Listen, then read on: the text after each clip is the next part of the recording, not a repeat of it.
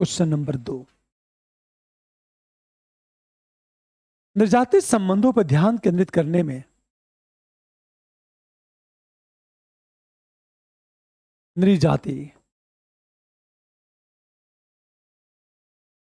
संबंधों पर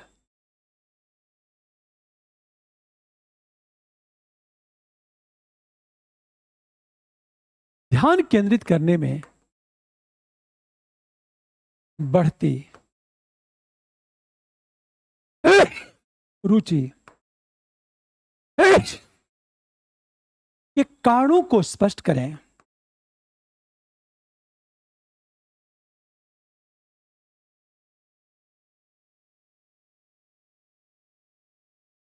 तथा निर्जातीय संघर्ष का संक्षिप्त वर्णन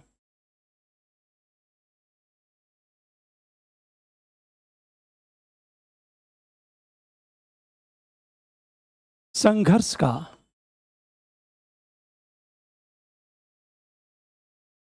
संक्षिप्त वर्णन उदाहरणों के साथ करें। अब एक चीज ध्यान को, निर्जातीयता होती क्या है? निर्जातीय समूह का मतलब ऐसा समूह जिनकी अपनी भाषा, प्रजाति, अरे बातें अर्थात जिन्हें भाषा, प्रजाति, धर्म और संस्कृति के आधार पर पहचान की जाए। प्रजाति क्या होती है? रेशियल क्या होता है? रेस में क्या होता है? पूरी बात ध्यान देना। रेस में त्वचा का रंग, नाक की बनावट और बाल की संरचना के आधार पर अंतर किया जाता है। जैसे अफ्रीकन अलग रेस है, नॉर्थ ईस्ट के लोग मंगोलाइड अलग रेस है, साउथ इंडियन द्रविड़ देखा होगा, थोड़ा सा बनावट में अंतर है और चेहरे के रंग में भी अंतर आ जाता है। इंडो आर्यन अलग है रेस। नृजाति क्या है? ध्यान दो, नृजाति में क्या होता है कि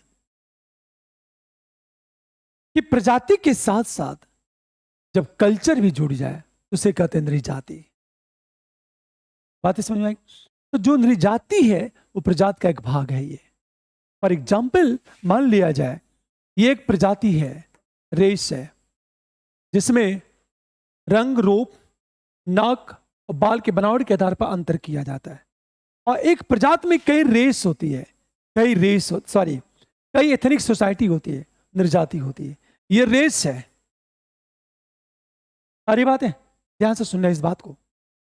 चले इसको इस तरह देखो आप, मान लिया जाए मैंने ये कहा ये रेस है, ये प्रजाति है। ये प्रजाति में क्या होता है? जब प्रजाति में जब कल्चर के आधार पर भेदभाव होने लगे, कल्चर के आधार पर, क्लियर, तब उसे क्या कहते हैं? नृजाति कहते हैं। क्लियर? तो ये एक निर्जाति है, ये एक निर्जाति है और ये निर्जाति। सोचो, और इस नृजाति में क्या होता है? जातियां होती हैं। ये एक जातियां हैं, ये एक जातियां हैं, ये जाति है। इस जाति में क्या होता है? उपजातियां होती हैं, ये उपजातियां हैं। आप सोचिए, ये उपजाति है।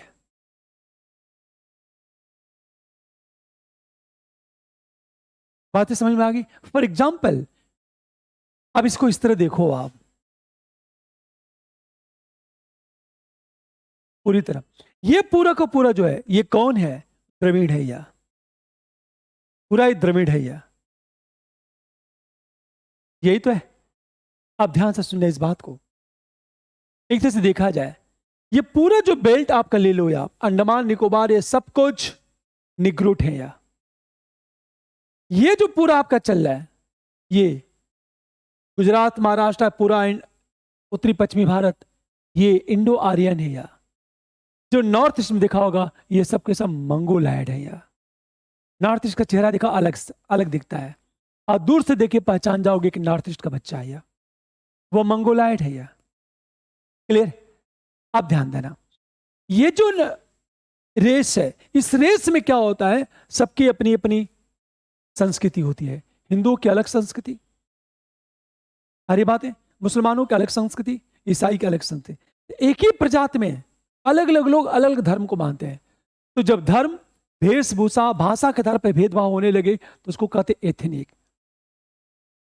क्लियर? अब निर्जाति में क्या होता है, बहुत सारी जातियां होती हैं। जैसे हिंदू धर्म एक निर्जाति है, मुस्लिम एक निर्जाति अलग एथनिक है, हिंदू अलग एथनिक है, निर्जाति। अब हिंदुओं में क्या होगा, बहुत सारी जातियां हैं, ब्राह्मण, क्षत्रिय, वैश्य, तमाम चीजें। अब उसमें भी क्या हो रहा है, बहुत सारी उपजातियां होती हैं, होता है। तो रेस एक बड़ा सा है ये, उसमें निर्जाति होता है। फॉर एग्जाम्पल मणिपुर और के बाद, मणिपुर में मैतेई, कुकी, नागा तीनों रहते हैं, लेकिन उस सब एक रेस के हैं। सबकी रेस क्या है, मंगोलैड। उसमें मणिपुर में देखो मैतेई और कुकी, नागा तीनों की अलग अलग निर्जाति है, क्योंकि तीनों का कल्चर क्या अलग अलग है। बातें, मैतेई हिंदू, कुकी क्या क्रिश्चियन है, अलग अलग एथनिक है। अब मैतेई में भी बहुत सारी जातियां हैं और उसमें बहुत सारी उपजातियां हैं। बातें समझ में आ गई। प्रश्न यह है कि निर्जातीय संबंधों पर ध्यान केंद्रित करने में बढ़ती रुचि के कारणों को स्पष्ट करें। जो निर्जातीय संबंध है, इस पर ध्यान क्यों बढ़ रहा है। जब से मणिपुर में मैतेई कुकी के बीच संघर्ष शुरू हुआ है ना, तो निर्जातीय संबंधों पर ध्यान क्या हो गया, बढ़ गया है। वो निर्जातीय संघर्ष से सोचो, नहीं, हिंदू मुस्लिम की जो संघर्ष है वो निर्जातीय संघर्ष है, और वही सांप्रदायिक भी है। अरे वह तमिलनाडु हिंदी का विरोध करता है, हिंदी और तमिल के बीच जो विवाद है वो निर्जाति है, वो एथनिक है। वो समझ में आ गया। प्रश्न ये, इस संचित वर्णन करें आखिर क्यों रुचि बढ़ी है। रीजन देखो, उसके पीछे रीजन ये चीज है, देखा ये जाए। माइग्रेशन बहुत तेजी से बढ़ा है। माइग्रेशन के कारण क्या होता है, एक सीमित एरिया में अलग अलग निर्जात के लोग रहने लगे हैं। जैसे हिंदू, मुस्लिम, सिख, ईसाई एक साथ रह रहे हैं, मणिपुरी भी रह रहे हैं, द्रविड़ भी रह रहे हैं कि नहीं रह रहे हैं, एक ही निश्चित एरिया में। जैसे लघु भारत निर्जातीय विविधता को इंगित करता है, वो देखा जाए। दूसरी चीज देखा जाए, जब घनी आबादी का उद्भव हुआ ना, एक सोसाइटी में अलग अलग निर्जात के लोग एक साथ रह रहे हैं, और क्या कमाल का उसमें बेहतरीन संबंध है, ये कोई विवाद होता ही नहीं। और तीसरी चीज, निर्जातीय संघर्ष की घटनाएं बढ़ी हुई है। जिस मणिपुर में मैतेई और कुकी के बीच संघर्ष, ये बढ़ा भी है। ये प्रश्न ये है, संघर्ष का संक्षिप्त वर्णन करें तो दो तरह का संघर्ष होता है, एक भाषाई संघर्ष होता है, एक धार्मिक संघर्ष होता है। जो भाषाई संघर्ष है या धार्मिक संघर्ष है, वो निर्जातीय संघर्ष है। भाषाई संघर्ष में तमिल हिंदी के बीच, असम, असमिया, असमी भाषा और बंगाली भाषा के बीच, ये भाषाई संघर्ष है। धार्मिक संघर्ष में हिंदू मुस्लिम के बीच। बातें समझ में आ गई। अब ध्यान दो, निर्जातीय समूह का अर्थ क्या है। चलें, अब देखो, फर्स्ट मेरे इंट्रो की बात करेंगे।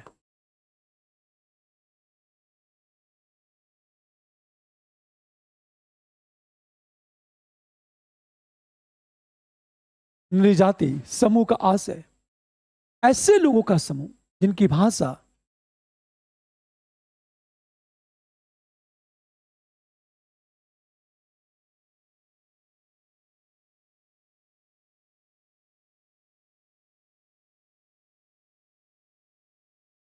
जिनकी भाषा, संस्कृति और प्रजात के दूसरे पक्षों से संबंधित संस्कृति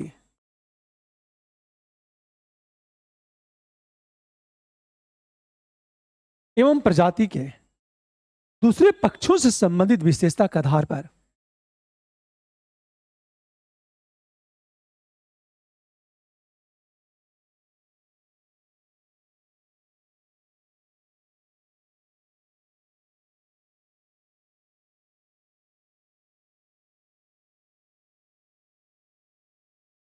आधार पर अलग किया जाता है।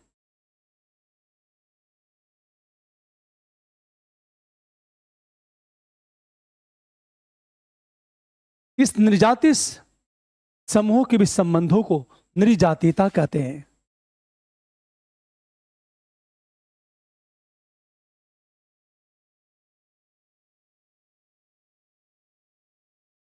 बीज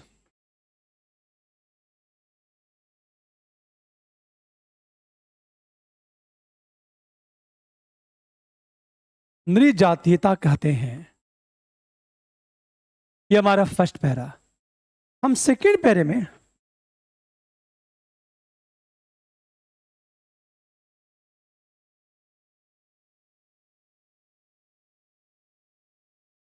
अरे बात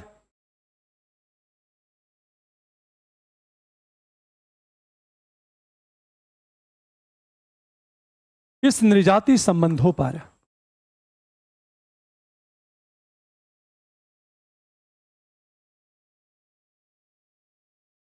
ध्यान केंद्रित करने में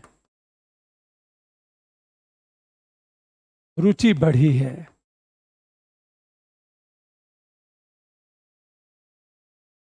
आखिर बढ़ी क्यों है? क्या रीजन है? पहला रीजन तो यह है कि देशांतरण के कारण एक ही क्षेत्र में बहुत से समूह बन गए हैं।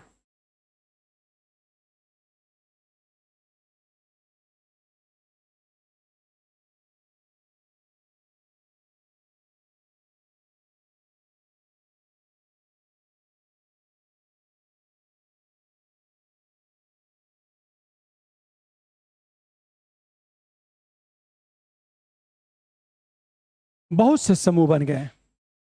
नंबर 2 की बात करें, देशांतरण से क्या होता है?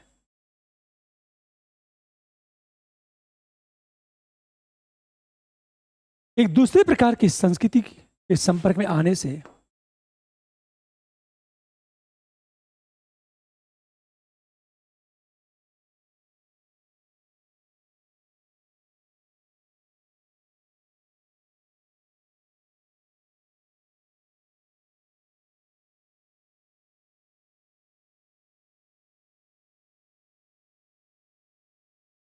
संस्कृति के संपर्क में आने से एक ही क्षेत्र में विभिन्न प्रकार के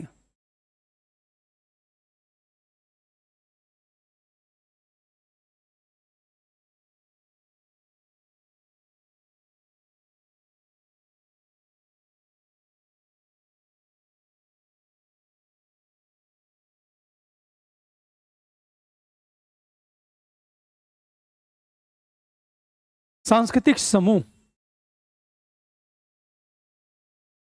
अस्तित्व में आ गए हैं।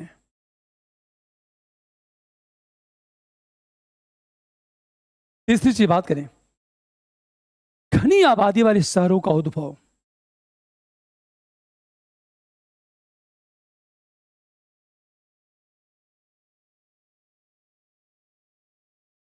वाले शहरों का उद्भव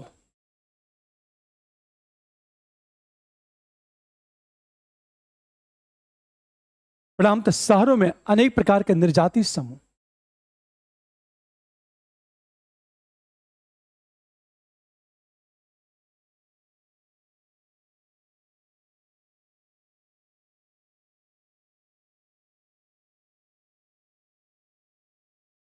अनेक प्रकार के निर्जाति समूह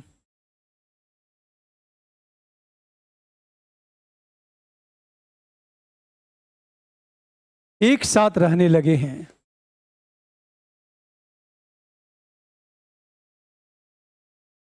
जो निर्जाति समूह है एक साथ रहने लगे हैं। नंबर 4, निर्जाति संघर्ष की घटनाएं भी अधिक होने लगी हैं। ठीक है, धीरज, देख देख के लिखना, क्योंकि बहुत गलतियां होती तुम्हारे। हाँ? नंबर 4,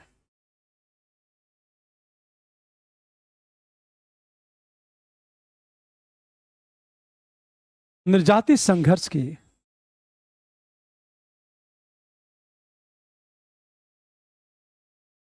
बढ़ी है। जैसे मणिपुर में मैतेई कुकी के बीच संघर्ष,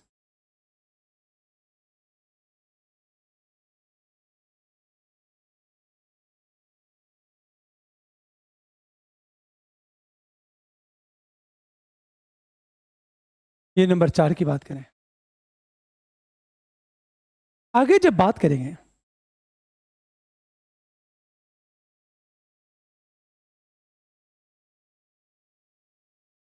चलें, हम आगे आएंगे थर्ड पैरे में। जब थर्ड पैरे की बात करेंगे, भारत में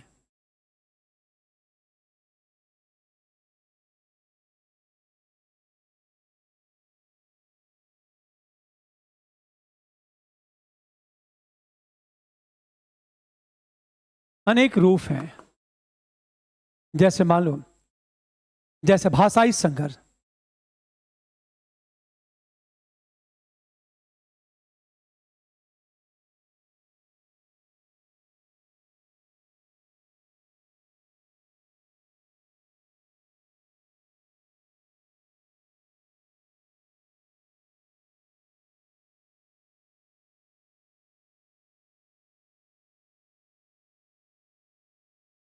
तमिलनाडु में हिंदी का विरोध,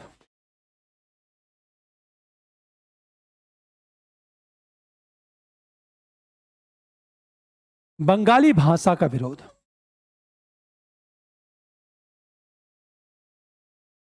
ये संघर्ष। नंबर 2 की बात करें, धार्मिक संघर्ष।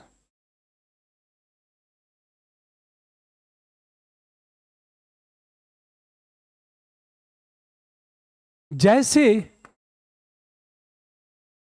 हिंदू मुस्लिम संघर्ष,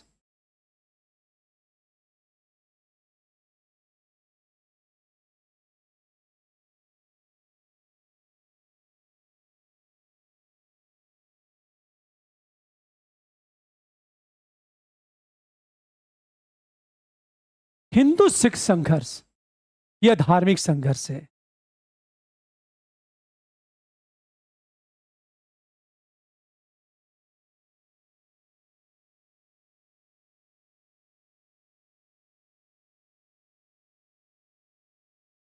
नंबर 3,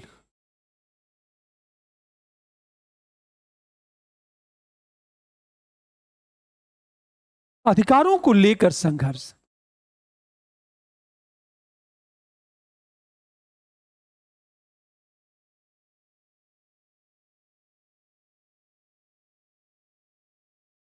जनजाति दर्जे को लेकर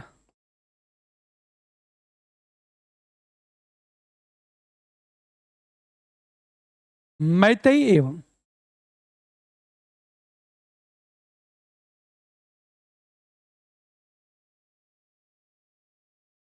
कुकी के बीच संघर्ष।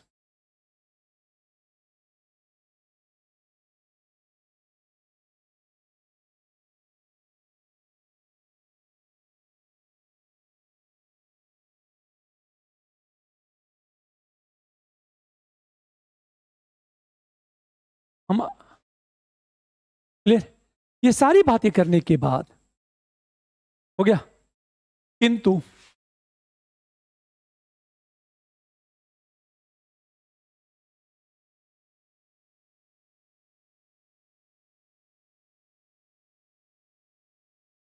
इन संघर्षों का जो मूल कारण है,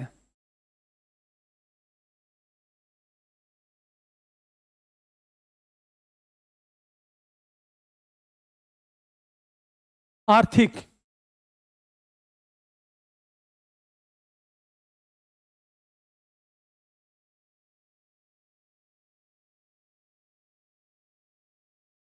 राजनीतिक और आर्थिक हितों में विषमता का होना है। तनाव तब पैदा होता है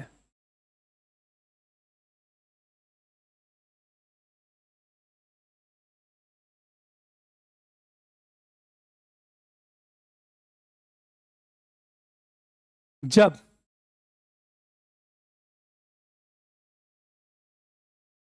अल्पसंख्यक समुदाय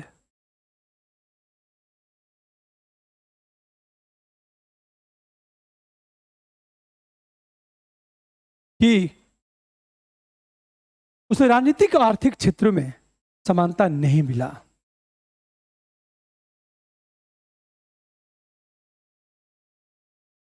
एवं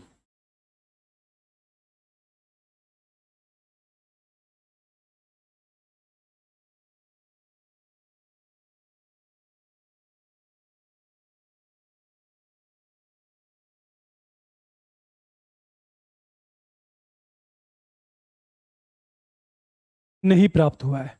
ये करने के बाद हम आंसर को क्लोज कर देंगे। अब इसे देखो ध्यान से।